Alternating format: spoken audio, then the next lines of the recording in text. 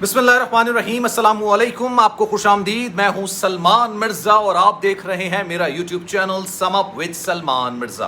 बहुत शुक्रिया जनाब, ये वीडियो देखने के लिए आपने वक्त निकाला है। तहे दिल से मैं आप सबका शुक्रिया अदा करता हूं और मेरी दुआ है आप जहां हो खैर वाफियत से हों, सेहतमंद हों, तंदुरुस्त हों और आपके इर्द गिर्द या आपसे मोहब्बत करने वाले भी खैर वाफियत से हों। जनाब, दुआ ज़हरा, इस मामले पे कितनी बात की जाए, कितना कुछ बोला जाए, लेकिन सब कुछ कम है। दुआ ज़हरा के वालिदैन शायद अब हारते जा रहे हैं। यकीन जानिए, मैंने अभी एक वीडियो देखी है, वो दुआ ज़हरा की वालिदा की वीडियो है और उसमें जिस तरह से, जिस कर्ब से, जिस दर्द के साथ वो रहम की अपील कर रही थी, वो अपील कर रही थी ज़हीर अहमद के घर वालों से कि जनाब हमारी बेटी हमें वापस दे दें, हम आपसे हमेशा के लिए दूर चले जाएंगे। मैं, यकीन जानिए, जब उनकी गुफ्तगू सुन रहा था मेरे रोंगटे खड़े हो रहे थे। मैं इतना जज्बाती हो रहा था कि मुझे समझ नहीं आ रहा कि ये हमारे माशरे में इंसान इस हद तक कमज़ोर है, हमारे माशरे में इंसान इस हद तक लाचार है, बेबस है। वजारत दाखिला होने के बावजूद, पुलिस का महकमा होने के बावजूद, अदालत आलिया होने के बावजूद, तमाम चीज़ें होने के बावजूद एक माँ, एक बाप अपनी बेटी से दूर है, अपनी बेटी को बाजियाब नहीं करवा पा। ये एक ऐसा कर्ब है कि अगर आप सोचेंगे ना तो आपका दिल जो है वो फट जाएगा। यकीन जानिए, जो मैं वीडियो देख रहा था, हर एक के घर में बेटियां होती हैं, हर एक के घर में बहनें होती हैं। आप सोचिए, इस पर अपने आप पर रख के सोचिए। वालिदा का एक बयान निकल कर सामने आया है और इस बयान पर जितना नोहा पड़ा जाए उतना कम है यार, जितना नोहा पड़ा जाए उतना कम है, जितना मातम किया जाए उतना कम है। क्यों? क्योंकि वो माँ गालिबन हमारे निज़ाम से हार चुकी है। वो वालिदा अब हाथ जोड़ के अपील कर रही है कि मेरी बेटी को वापस कर दो। हम सिर्फ ये कर सकते हैं कि हम तुम लोगों से बहुत दूर चले जाएंगे, हम तुम लोगों के खिलाफ कोई कार्रवाई नहीं करेंगे। एक माँ की बद्दुआ ना लो, मेरी बेटी को मुझे वापस कर दो। ये वो क्लिप है दुआ ज़हरा की वालिदा का जो कि इस वक्त वायरल हो रहा है। और हर दर्द दिल रखने वाला इंसान, मैं आपको ऑनेस्टली बता दूँ, हर दर्द दिल रखने वाला इंसान, चाहे जिसकी औलाद हो ना हो, शादीशुदा हो ना हो, वाकई में इस चीज़ को फील करेगा, इस चीज़ का अंदाज़ा लगाएगा। लेकिन क्यों आखिर, क्यों एक माँ बाप जो कि पाकिस्तानी हैं, जो कि हर तरह का टैक्स अदा करते हैं, अदालत आलिया पर भरोसा रखते हैं, कानून नाफिज करने वाले इदारों पर यकीन रखते हैं, उसके बावजूद इतने लाचार हैं, इतने बेबस हैं। दुआ ज़हरा के वालिद साहब मेहदी काज़मी साहब से मुलाकात का, बातचीत का इत्तेफाक हुआ। उनसे मैंने पूछा, जनाब आपकी राह में मुश्किलात, रुकावटें हैं क्या?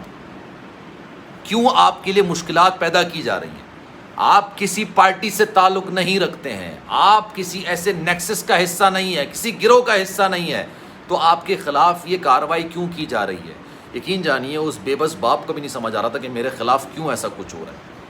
उसकी मौजूदगी का इंकशाफ हुआ है, दुआ ज़हरा की मौजूदगी का, ज़हीर अहमद की मौजूदगी का इंकशाफ होता है कि भाई वो कश्मीर में मौजूद हैं, वो सियालकोट में मौजूद हैं, वो पंजाब में मौजूद हैं, वो लाहौर में मौजूद हैं। लेकिन जब उनको गिरफ्तार करने के लिए या उनको बाजियाब कराने के लिए वहाँ पर पुलिस जाती है, यार ऐसे कौन से ये लोग हैं जो कि आनन फानन फरार हो जाते? और क्या वाकई में इनको पुलिस के अंदर से कोई ना कोई ख़बर मिल गई, कोई ना कोई ऐसी चीज़ है जो कि इनको मज़ीद मुस्तहकम कर रही है, मजबूत कर रही है? ये वो सवालात हैं जो हमें पूछने की ज़रूरत है, किसी और से नहीं, अपने माशरे से पूछने की ज़रूरत है, रियासत से पूछने की ज़रूरत है, अदालत आलिया से पूछने की ज़रूरत है, कानून नाफिज करने वाले इदारों से पूछने की ज़रूरत है। अदालत ने दुआ ज़हरा को बाजियाब करा के 10 जून को पेश करने का हुक्म दिया है, लेकिन हमारी पुलिस, हमारे कानून नाफिज करने वाले इदारे कोशिशें कर रहा है। मैं इसमें कोई दो राय नहीं है। मैं आपको ये नहीं कहूँगा कि नहीं, वो हाथ पे हाथ रख के बैठे हुए हैं, काली भेड़ें हैं, जो दुनिया जहाँ के लोग बोलते हैं, जो यूट्यूबर्स बोलते हैं, मैं वो बातें नहीं करूँगा। लेकिन उसके बावजूद इतने बेबस क्यों हैं दो लोगों के सामने, दुआ ज़हरा और उसके शौहर ज़हीर अहमद के सामने क्यों इतने बेबस हैं? क्या वो लोग, इतना छोटा सा गिरोह, क्या वो इतना मजबूत है कि हमारे रियासती इदारों के ऊपर बैठा हुआ है? आप सोचें इस बात को। मैं ये नहीं कह रहा कि ऐसा है, मैं तो सवाल कर रहा हूं कि क्या ऐसा है, तो फिर क्या वजह है कि वो अभी तक बाजियाब नहीं हो पा रहा? आप यकीन जानिए, उसकी वालिदा की गुफ्तगू मैं सुन रहा था, 2-3 महीने गालिबन इस वाक़े को हो गए, 2 महीने से ज़्यादा का टाइम हो गया। 2 महीने से 14 سال کی 18 سال کی ہے، اس کی بحث بعد میں ہے. شادی کی ہے نہیں کی ہے یہ بحث بعد میں ہے. اپنی مرضی سے کی ہے جبرن کی ہے یہ بحث بھی بعد میں ہے. نشہ دیا ہے منشیات کا استعمال کیا ہے یہ بھی بعد میں ہے. پہلے اس کو سامنے تو لے آؤ، پہلے سامنے لا کے کھڑا تو کر دو. اپنے باپ کے منہ پہ بولتے وہ کہ بھائی میں نے پسند کی شادی کی ہے، اس باپ کو سکون آ جائے گا، اس ماں کو سکون آ جائے گا کہ یار میری اولاد ہی ایسی تھی کہ بھائی اس نے اپنی پسند کی شادی کر لی اور ہمیں بتایا نہیں، ہمیں دھوکہ دے کے چلی گئی. لیکن اس کو بولنے کے لیے اس کو سامنے تو لے کر آؤ. ہمارا پارلیمانی نظام ایسا ہے کہ اگر آپ قومی اسمبلی کے ممبر ہیں اور آپ نے استعفیٰ دینا ہے اور آپ نے استعفیٰ دے دیا ہے، لیکن قومی اسمبلی کا اسپیکر آپ کو بلائے گا اور آپ سے کہے گا کہ جناب کیا یہ استعفیٰ آپ نے اپنی مرضی سے دیا ہے یا آپ پر زور زبردستی کی گئی ہے یا آپ پر پریشر ڈالا گیا ہے؟ اور وہ کہے گا کہ نہیں بھائی میں نے تو اپنی مرضی سے دیا ہے، تو اس کو قبول کر لیا جائے گا. ادروائز وہ استعفیٰ قبول نہیں ہوگا. تو یہ بیان، یہ نکاح نامہ کیسے قبول ہو سکتا ہے جب تک وہ لڑکی وہ لڑکا پیش نہ ہو؟